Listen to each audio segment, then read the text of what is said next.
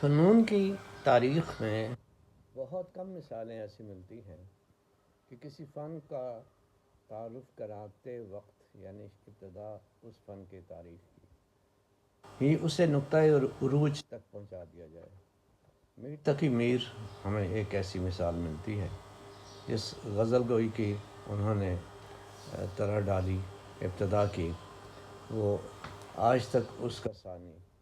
غزل گوئی میں نہیں کوئی ہو سکا۔ تو اس روایت کو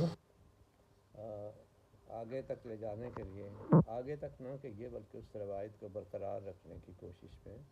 جو اہم ترین نام ہے میرے خیال سے مومن خان مومن کا ہے، تو اس انداز کو اپنانے میں کامیابی حاصل کی، ورنہ بہت مشکل ہے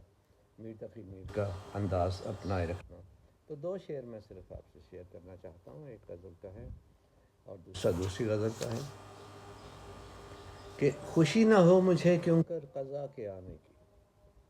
خوشی نہ ہو مجھے کیوں کر قضا کے آنے کی، خبر ہے لاش پہ اس بے وفا کے آنے کی۔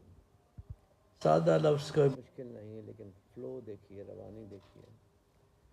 خوشی نہ ہو مجھے کیوں کر قضا کے آنے کی، خبر ہے لاش پہ اس بے وفا کے آنے کی۔ تو اسی طرح ایک اور شعر ہے، دوسری غزل ہے، میں اگر آپ سے جاؤں تو قرار آ جائے، میں اگر آپ سے جاؤں تو قرار آ جائے، پر یہ ڈرتا ہوں اگر ایسا نہ ہو، پر یہ ڈرتا ہوں کہ ایسا نہ ہو کہ یار آ جائے۔